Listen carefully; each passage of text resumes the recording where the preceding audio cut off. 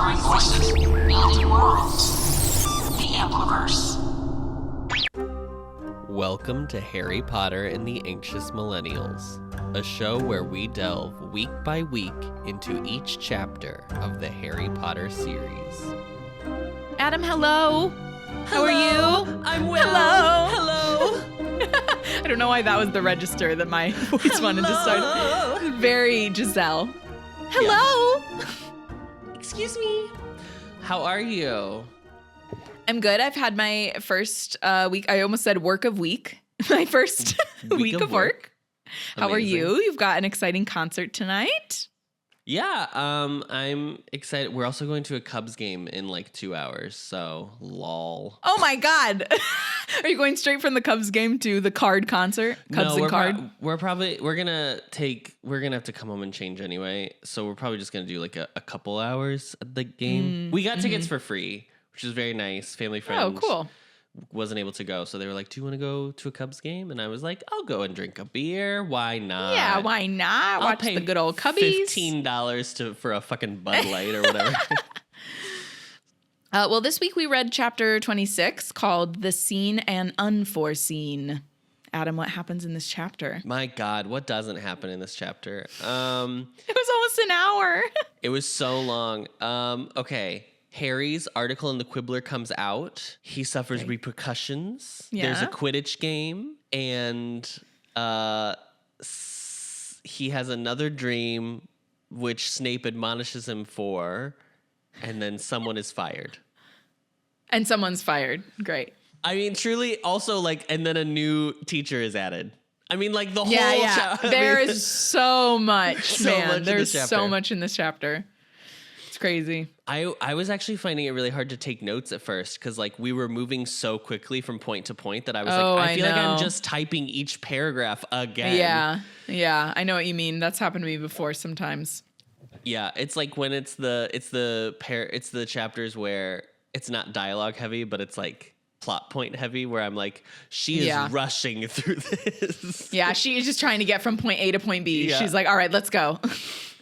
Okay, so start of the chapter, we learn that Harry has, at the Valentine's Day Three Broomsticks situation with Rita, he told the whole story. Like, every single detail that he could remember from June, he told her. So Luna was like, so it should be coming out maybe this week, but we're also supposed to be, releasing an article about some horned fucking bow chuckle ass. I don't even know what anymore. What was it? Crumpled horn snore clack. Snore clack. Great. And she was like, so honestly, that's like a huge story, so you might get pushed back a week. That's gonna take priority. Sorry, girl. Snore clack. Snorlax.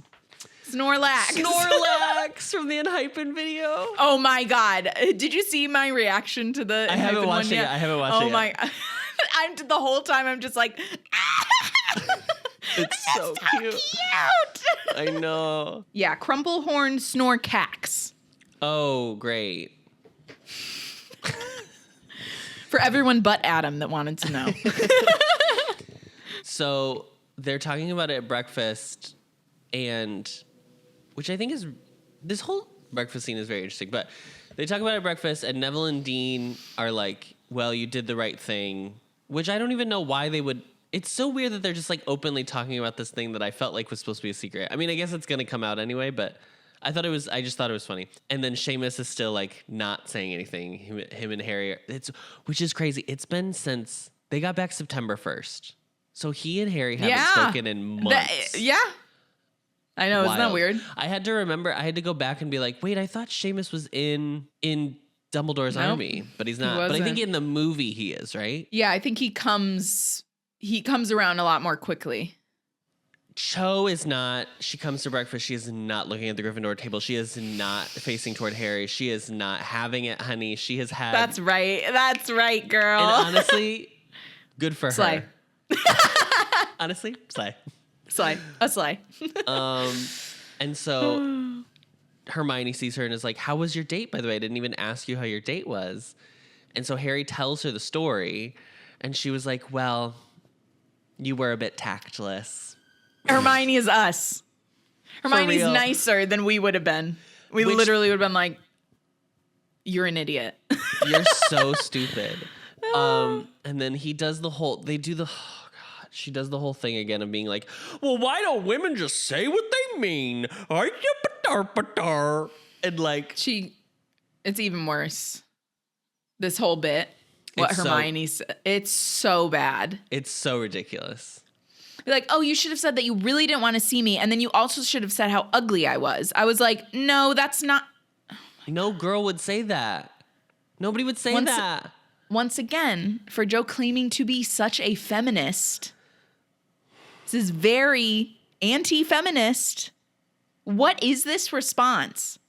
It's also just like the reason So annoying. The reason women are so often have this thing of being like, and I do think to some extent it is true that like women will like be emotional in a certain way and then maybe not specifically like outright say what's wrong. Oh, right, yeah. But it's because women and girls especially are like raised to be super aware of people, like be super empathetic and super tuned into people's emotions, and men are not. So for women, it's literally a survival thing. Yes. Like we learn to do that in order to survive. Yeah. It's not fun for us. No, right. But then like men aren't brought up that way, obviously. No, they're, yeah. like, logical and blah, blah, blah, blah. Yeah. And so then like this whole argument, which is like it's the most tired fucking trope in the world, is just like, well, if you just raised men to like also be as aware of like people's emotions, then this isn't confusing. No. Let women just be direct and don't, label it as aggressive. And I also feel like, I mean, I will say when I read the last chapter, I think even as a kid, I could tell that Harry was like fucking stupid. I don't think I read this chapter afterward and then was like, oh, now I understand why Cho was mad. Like I felt like I read it in the moment and was like, oh yeah, it makes sense that she's like worried about Hermione. Yeah. I mean, it's just the way that he says it. Like he's just an idiot. He's not. And then the fact that how he's like, well, she should have said that. It's like, Harry, you can have a little awareness. Like, she did say that, pretty much. I just don't... he's just so frustrating. I know. He's the worst. He's just impossible. So, yeah, Cho... The reason Cho... We find out from Hermione... Or Harry... You know what? We already knew. Harry finds out via Hermione that Cho was trying to make Harry jealous. Because she was, like, worried about Hermione. And so Hermione was like, what Ari said, where she was like, you should have just told her that I was ugly too on top of it. And you were like so sad you had to meet with me because you didn't want to do it at all and blah, blah, blah. And like, also that's not the answer either. The answer isn't to like lie. Yes, that is like making it worse. Because then it's basically instilling one that all men care about is what women look like. So like, oh, she's ugly. I don't like her anyway. Right. So, yeah, it sucks. It's not great. More Jo being Jo. So we hate to see it. Yeah. You're just revealing yourself too much, girl. Reveal yourself. Reveal yourself. Ron and Ginny come back from Quidditch practice. It didn't go well. We can say that. It's not going well for them. No. Ginny is like, yeah, it was so bad that Angelina was almost in tears by the end of practice. So it's not looking great. It's not looking good, babes. It's not looking. I can't even do it. It's not looking good, babes. And then Fred and George come back and they were like, oh, we watched the practice happen. And yeah, it's like a full shit show. Like the two new beaters, I don't even know their names. It's not even worth remembering their names, to be quite honest. But like, they're terrible. Ron can't fucking save a goal for his life if his life depended on it. Like, they were like, the only way he can do it is if no one is watching. So, perfectly ideal for a full Quidditch game where everyone is watching the whole thing. Yeah. got some major performance anxiety, poor Ron. Yeah. But they do say that Ginny's actually pretty good at Quidditch, which they are very surprised about. And Hermione's like, yeah, it's because she's been stealing the brooms out of the broom shed ever since she was 6 years old while you were flying around behind your back because you wouldn't let her play with you guys. And they're like, oh, I guess that would be it.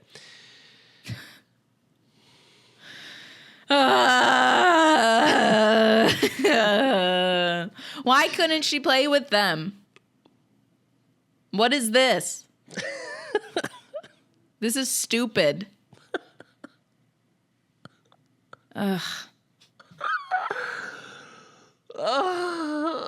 This is what I'm saying. That I'm like, Joe, you're showing too much of yourself. Like, it's not good. It's so wild. It is so, this woman, I can't. I know. It's wild. Okay. Yeah. But great for Ginny. Good job, Ginny. We love to see. Yeah, get it, girl. We love to see it. God, she sucks. Okay. I know. So Hermione, they have this conversation about how like the upcoming game, you know, it might not be great.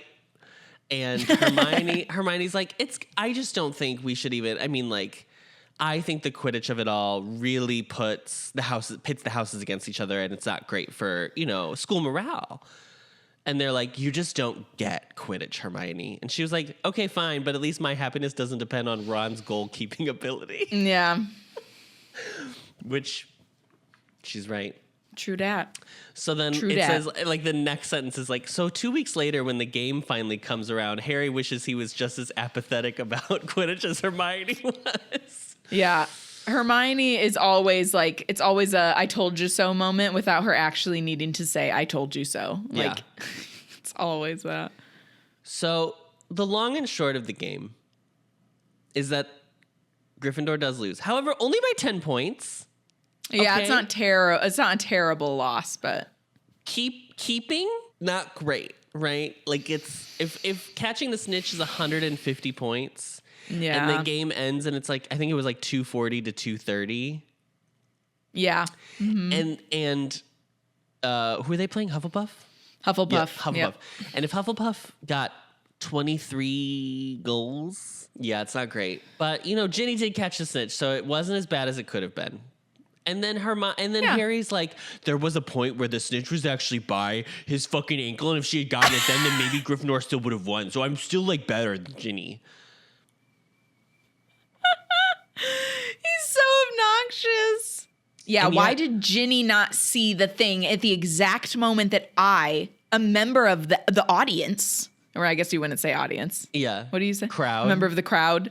A member of the crowd saw it. How come she didn't see it at that exact moment? Like, Harry, shut up. It was also a 22-minute game. It was a short game. There's probably a ton of times that the snitch was like right over someone's head in the crowd and you didn't see it. So shut up. He's so obnoxious. He's so annoying. But congrats to Hufflepuff. As Hufflepuffs, we love to see a win. Yeah, exactly. We won. So great. So yeah, Ron missed by the 14th goal that he had missed. Everyone was like, this is not going well. Yeah, not great. During the game, Umbridge had been sitting like a few rows away and like periodically just kept looking over and being like, she is a demon. Yeah. She's so having fun. I hate enjoying that. the game. Oh, she's so horrible. She's like, she's horrible, but she's so villainous. It's kind of fun. Oh yeah, like, no, I this know. specifically is like very funny to be like, are you liking it? Yeah. It's so funny. Enjoying the game. Mm-hmm. So they all come back up to the common room. There's, you know, sort of a sad energy about the room, let's say. Ron is so upset, and like Angelina still will not let him quit. And probably, what are you going to do at this point? You're going to let somebody quit and then have to like replace the fourth person with on the team? Yeah. So I get it. He's like very sullen and then goes to bed early. And so Harry gives him the chance to like have a bit of time up there alone before he comes in so that he can like, pretend to be asleep or whatever, which he's doing. Right. Mm-hmm. Harry goes to bed. He's supposed to let his mind go blank before bed. I don't think he's mastered this yet. He has this like wild dream that starts with like it starts with like Neville and Sprout dancing together. And like a mood. And Will's pissed. Yeah, Obviously. Where's Will? Where's Will? And then it ends with he's back in the corridor with the door. There's a blue light emanating from underneath the door, and like he's about to finally push through the door for the first time when like Ron suddenly snores really loud and it wakes Harry up. Yeah, wakes him up. Yeah. And he's like, "Fuck, Ron. I almost got through the goddamn door." I love that he's like actually mad at Ron. I'm really over this fucking door. I'm over the door. I I'm over know. the hallway. It goes on for so long. I forgot that it was happening this long. Yes. Yeah. It's like the rest of the book. And then we finally actually get to the hallway and it's like, yeah. Next morning, they're at breakfast and Mama, the news has broken. The Quibbler has come out. Everyone's talking about it. Harry's big old face is on the front page of the fucking Quibbler. He's also getting mail from readers of the Quibbler. So because this is what's wild to me. If you wrote this is why magic again, the magical community, why are we doing this? People should not be able to send the person mail. They can just send it because the owls know they also know that he's at Hogwarts, but like, yeah, it's wild. So anyway, he gets a bunch of mail and some people are like, "You're off your rocker." And some people are like, "I believe you, even though it sucks that I believe you because that does mean that Voldemort is back." Yeah, I don't want to believe this, but I don't believe what the prophet is saying. So I have to, I'm forced to believe this is what happened instead. Right. So it's a lot, but he's getting, I mean, it's out there. And this proves that like people read the Quibbler. Maybe there are a bunch of Looney Tunes, but people are reading the Quibbler. No, I mean, the fact that he's gotten that much mail, think of how many people read it, but just haven't written to him. Right. So because, maybe 15 to 20 owls are swarming around Harry Potter at this moment, Umbridge comes over. And she's like, "What's going on?" She's such a nightmare. And Harry's just like, "Whatever, she's going to find out anyway." So he like throws the Quibbler at her. And she sees it and she like almost like vibrates with it's like steam is coming out of her ears, full cartoon. Yes. And so she deducts 50 points from Gryffindor and she gives Harry another week's worth of detention. Great. Which we know what that entails. Yeah. And we're still not going to tell anybody that she's torturing students. So, cool. I just watched Friedrich knock that pillow off. Friedrich! I think he knocked off the Kim Tae-young blanket, too. Yeah, he did. Yeah. And so immediately upon the Quibbler arrival, there is Educational Decree number 27. Any student found in possession of the magazine The Quibbler will be expelled. Was that same day or was that the next day she did that? Oh, that's a good question. By mid-morning. It was like an hour and a half later. Girl. She didn't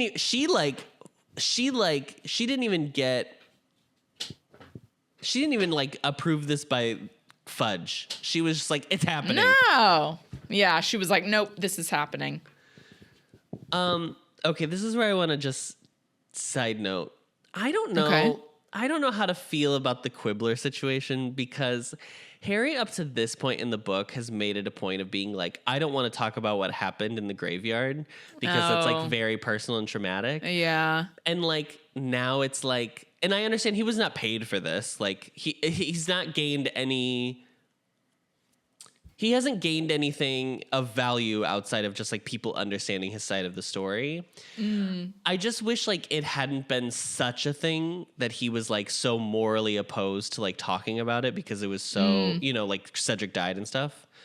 I wish it had been like, I don't know, framed a little differently so it didn't feel like he was just like being like, well, I'm famous now. There's like a little bit of it where he's like, I know it's not that, right? But like, I don't know, it kind of rubbed me the wrong way. That's all I wanted to say. I'm wondering if it was like because he wasn't comfortable sharing it because of the fact that no one was believing him and everyone was like laughing at him, that then because people were starting to question the ministry in his mind. I mean, obviously it was Hermione's idea, but like, was that why in his mind he was like, okay, yeah, I should share it now, or like I'm okay with sharing it now? Yeah, I feel like it could have been okay if the problem is like the whole thing is sprung on him at the Three Broomsticks. I feel like right. If it had been written where like he knew, like Hermione had forewarned him ahead of time, like, hey, yeah, here's or my he was like idea, debating it, then he or could whatever, like think about it or whatever and be like, it is right for me to finally come out and talk about this. But yeah, it's just like a hard left all turn the way. From, Yeah. So he's fully what you 180'd, but it's fine. I mean, it's important that it's out there, but yeah. Right. I just can't. I just really hope that Cedric's parents don't read it. Oh my gosh. I mean, I thought about that. Like, that's all I thought about. I was just like, ugh. But he would have already told them. He would have already told them the same thing. Right. Yeah. There's something about it being like his big, smiley, goofy ass face on the front cover that made me be like, ugh. Like his sheepish grin, I think is how it's described. And I was like, ugh. There's something about it that like the framing of it is weird. Yeah. Anyway, Quibbler's out. It's out. Everyone has read it. The whole school knows. Right. Because she banned it. It's the Streisand effect. It's the Streisand. Ari, I'm so happy you know what the Streisand effect is. Yeah. Yes. Yeah. Her house. Yes. Yeah. The Streisand effect's huge. Look it up if you don't know what it is. Basically, like, she sued up somebody who like took aerial photos of like the coastline, and so they'd gotten her house in the photos. But because she like sued it, it brought more attention to the fact that it happened. So then it was viewed more than it would have been if she hadn't sued. If she hadn't have said anything.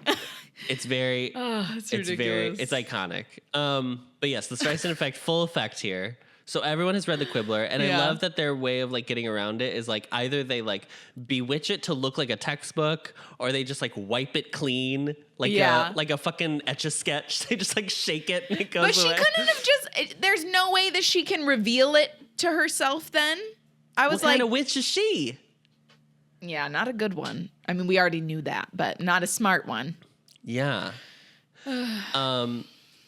However, the teachers, on the other hand, they're not talking about the Quibbler, right? Like, they're not pretty much allowed to. Yeah, no. If kids are going to be expelled for it, they'll probably get sacked They for definitely can't talk about it, yeah. So, but they, find ways to express their gratitude to Harry in different ways. So, Professor Sprout gives Gryffindor House 20 points for Harry simply handing her a watering can, which is so funny. I know.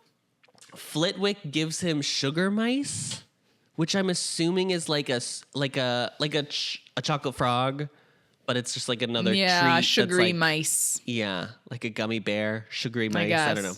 Yeah, I don't know. And then tells him shh. Yeah. Shh. And then like tiptoes away. Yeah. And then Trelawney in class declares that he will live to become the Minister of Magic and have 12 children.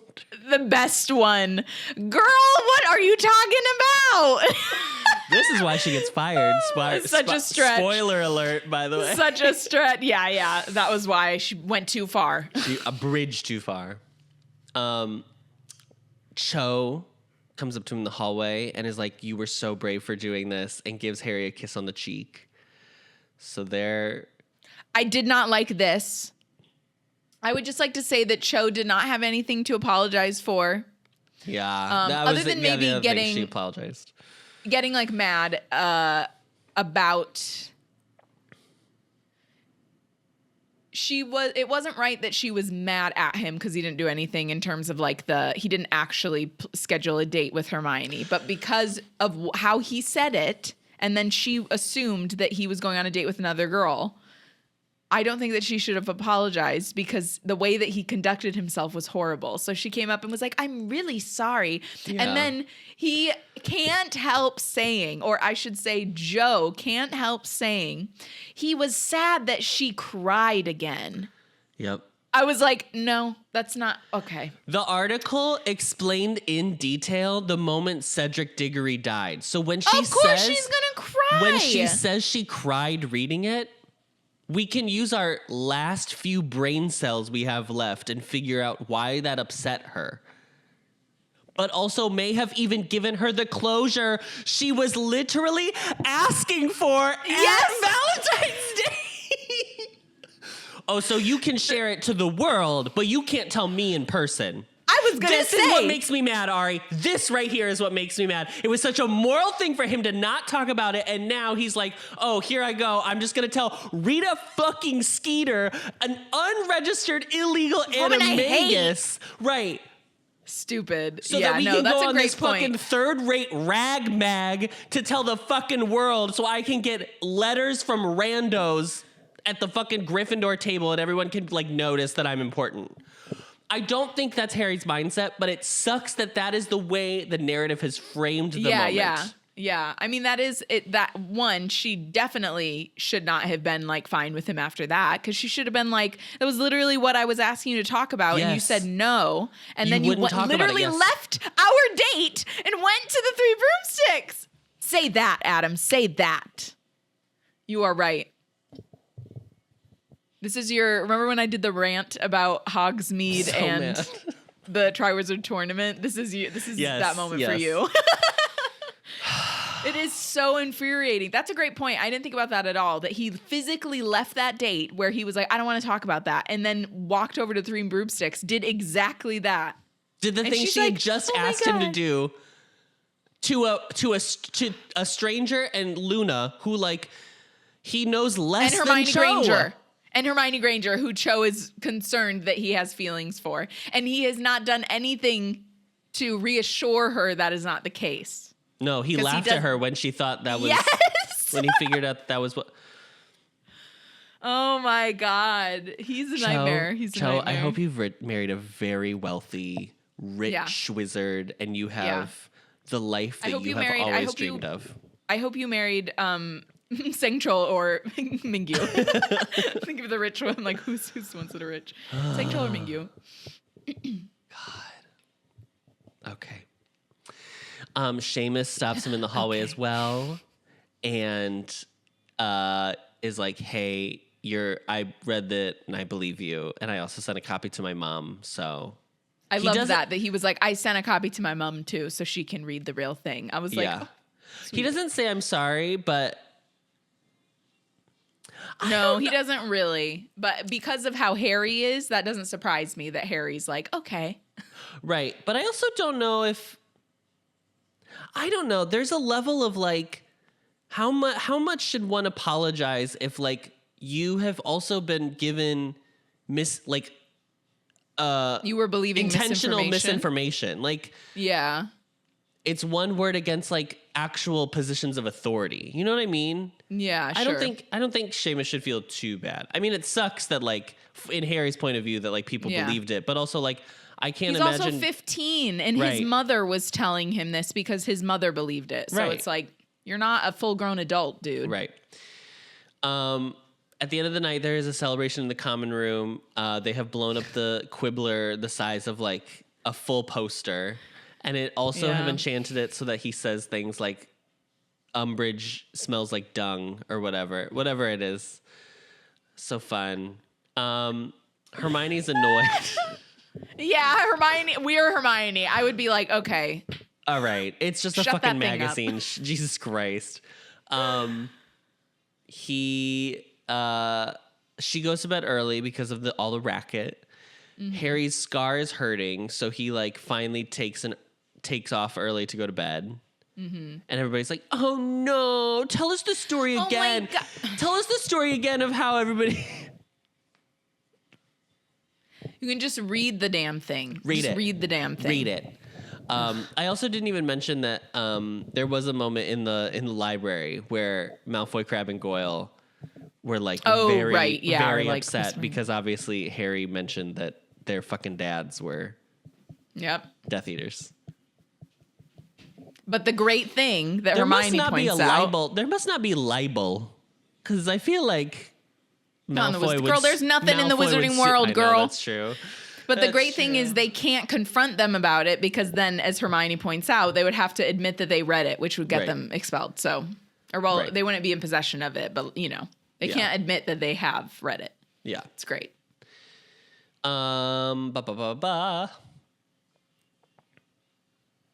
Okay, Voldemort. Oh, sorry. Harry has a dream. Voldemort.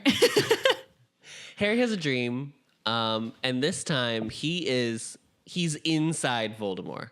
He is like seeing, he is. He's Voldy. He's seeing the world point of view. Okay. POV. POV. POV Voldy. Voldy POV. Voldemort is questioning a person named Rookwood. Okay. Iconic. Yep. One of the Death Eaters. And apparently Bode was unable to remove it, in quotations, hence why he fought against Malfoy's Imperious Curse. And they found this information, or like Avery was the one who said Bode would be able to remove it.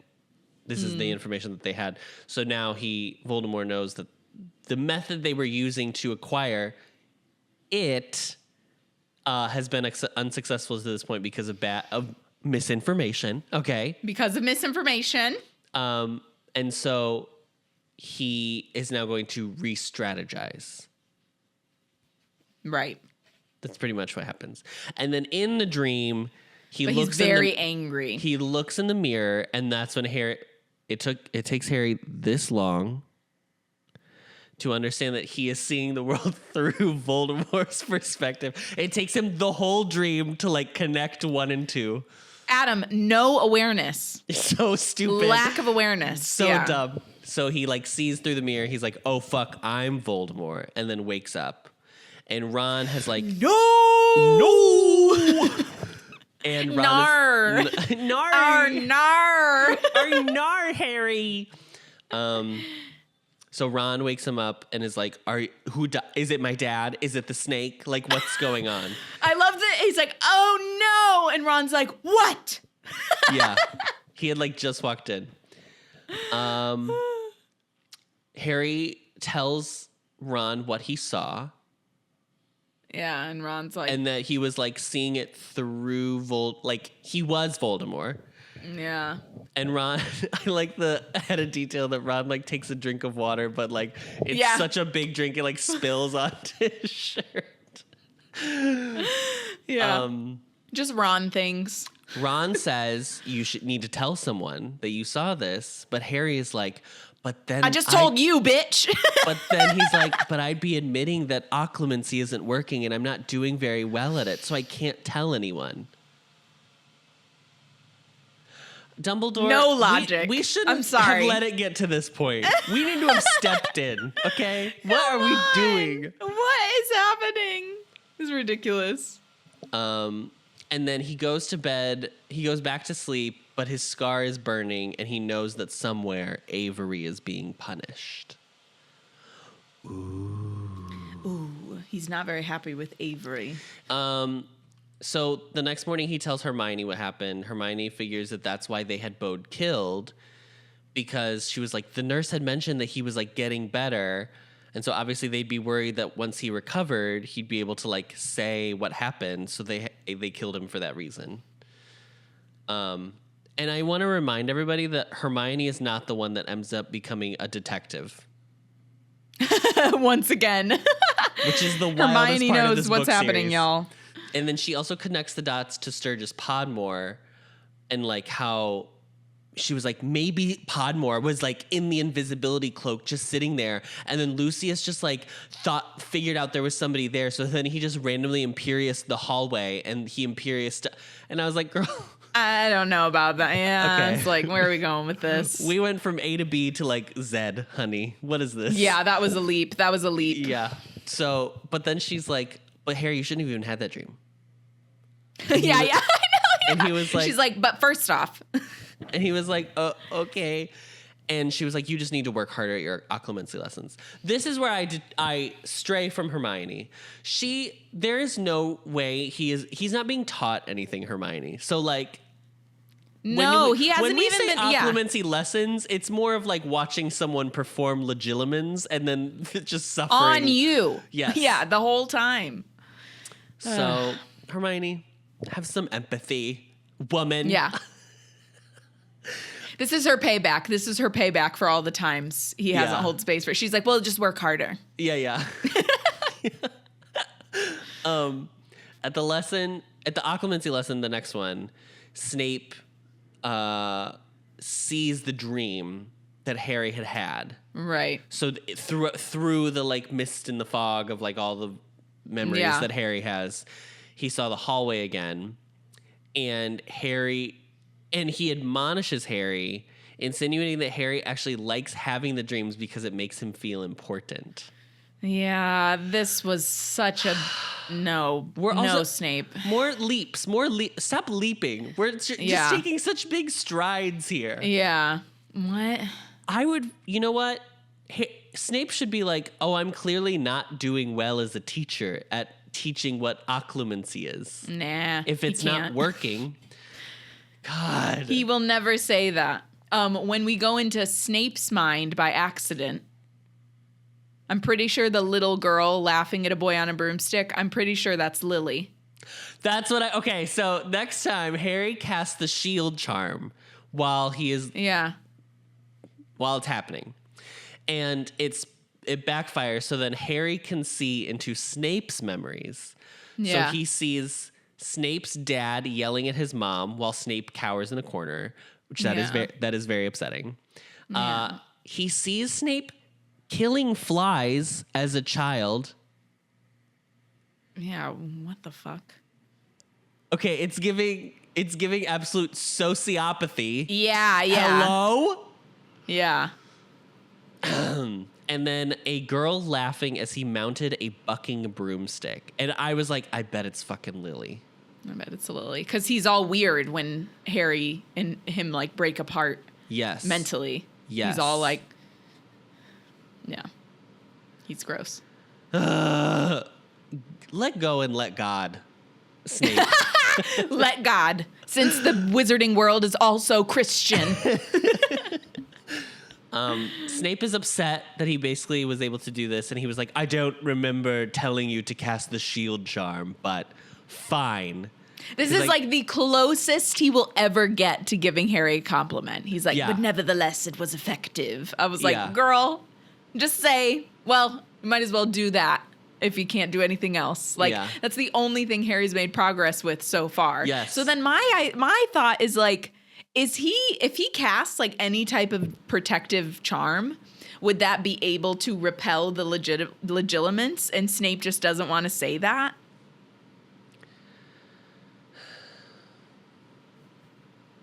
I just think it's stupid because I'm like, okay, that did work. Wouldn't you move forward in that direction?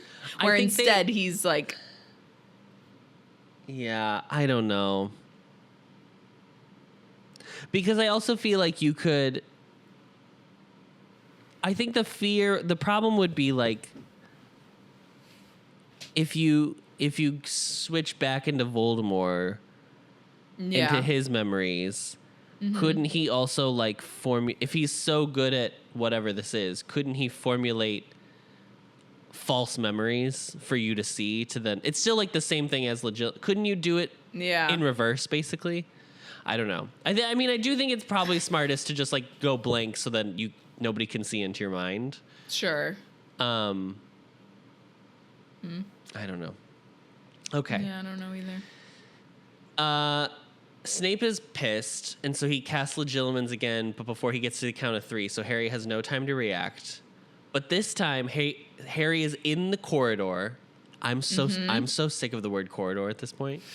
He's back in the corridor, but this time he barrels through the door, And they're now he's in the room, girl. He's in a circular room with a lot of other doors, and he's deciding which door to go through when all of a sudden he comes to and he's like lying on the floor flat on his back.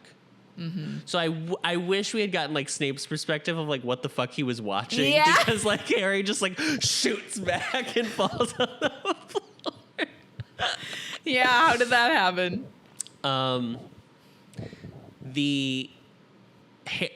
Snape is like scolding him because he's not trying hard enough, and then Harry gets defensive and says like, why he basically brings up something completely at random and is like, why do you keep referring to Voldemort as the Dark Lord, because only Death Eaters refer to him that way. And before Snape has a chance to retort, they hear a woman screaming from outside the classroom. They hear it again, and so they rush out of the room, and it sounds like it's coming from the entrance hall. He runs to the entrance hall. There's a bunch of students. There's a bunch of professors. And Trelawney is standing by the entrance doors, and she is clearly drunk. She's a little wasty. Something that was not included in the film version was... Oh, the film version is like perfection. Oh my God. The film version is so really incredible. It I think I actually cried when I saw that for the first time. Yeah. And Trelawney is being sacked in front of the entire school. And because she lives at Hogwarts, she's being told like, you also have to like move the fuck out. Yeah, she has to leave. Yeah. It's real gross that this is happening Umbridge in front is of like everyone, reveling in it. Yes, she is just like enjoying every moment. Right, because she has all the power for the moment. McGonagall comes forward and like hands Sybil, we'll say Sybil. She hands Sybil a handkerchief. And she's like, it's okay, like, calm down. You don't have to leave. And Umbridge is like, under whose authority does she not have to fucking leave? Who the fuck are you? She is so gross. Yeah, she just cannot be quiet for a second. And from out of nowhere, Dumbledore's like, under my authority. And she was like, I've sacked her, and I have the authority under Educational Decree number 24. And he was like, okay. Nowhere in that decree does it say you can kick people out of living at Hogwarts. Like off the premises completely. I still have the ability to let anybody I want live here. Ma'am, Miss Girl. Karen. Little girl. So she's like gobsmacked.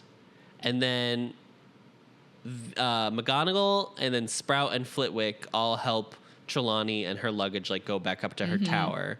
It's very sweet. Yeah. And then Umbridge is like, well, when I get a new professor, they're going to need to live somewhere. So she's going to have to leave at some point. And Dumbledore is like, I've already found a professor. And she was like, what do you mean? And he was like, so good. You can only find a professor if I'm unable to. But because I've been able to, you're... like, services are not rendered here, honey. Yeah. Your services are not required, honey. Yeah. And so then he's like, meet the new divination professor. And in walks a fucking centaur. And it's Firenze from book 1, honey.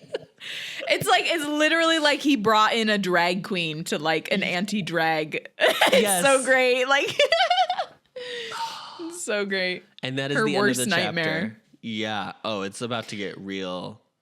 like creaturist, racist. I did want to mention, I loved that he mentioned how like Dumbledore looked so impressive, like standing in the doorway with like the grounds, the like beautiful Scottish Highlands behind him. Yes, I was just like, I love how that was described. It's very visual. I loved it. I mean, on one hand, there was a moment where I was like, this is all very convenient that he happens to bring Firenze the exact moment she's getting fired. But also, like, but that's the I don't point, care. girl. I love it.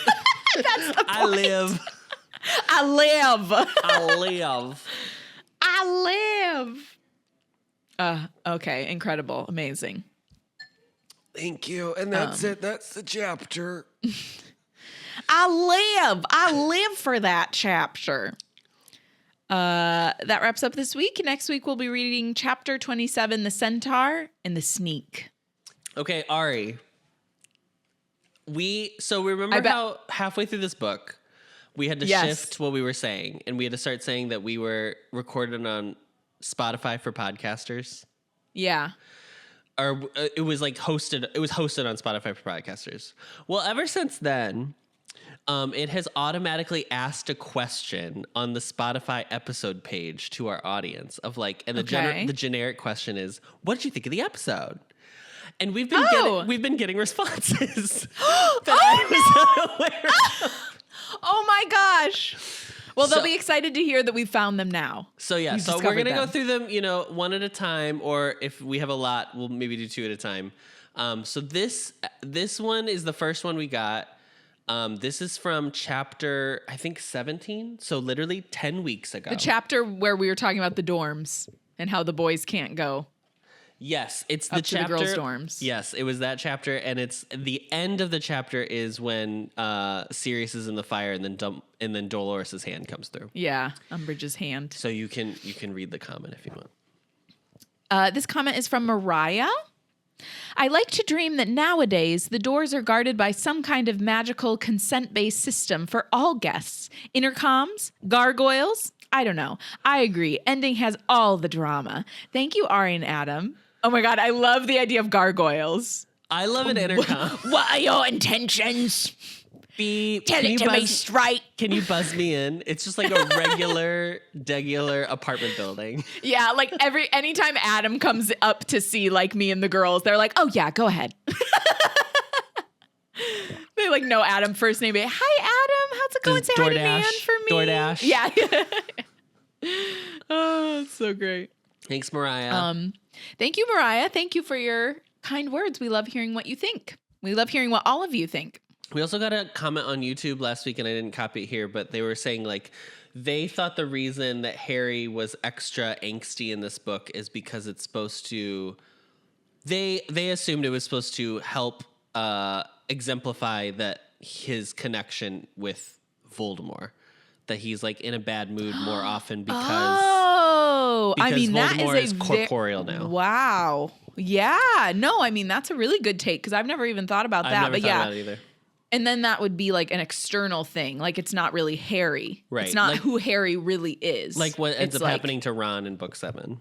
Yes, exactly. Yeah, with the Horcrux. Yeah, sure. I also think it's really just that Harry's a fucking 15-year-old, so. I think that Harry has not processed all of this trauma, girl. That's what it is. Yeah, We're all a little bit of a shithead if we haven't properly processed our trauma. I'm just saying. Trauma. You can find the podcast on Apple Podcasts, Spotify, Stitcher, or wherever you find your podcasts, as well as video versions on the Ampliverse YouTube channel and Spotify. That's so cool because I'm not a Spotify user. I'm an Apple Music user, I'm not but I either. didn't know that Spotify has like video versions. That's wild. Yeah. As always, don't forget to rate, review, and subscribe so that we can get a perfect Newt score. 5 stars or else you'll fall asleep, and then in your dream, when you look in the mirror, you'll see Voldemort. And then wake up screaming, "Arnar! Arnar! Clayar!"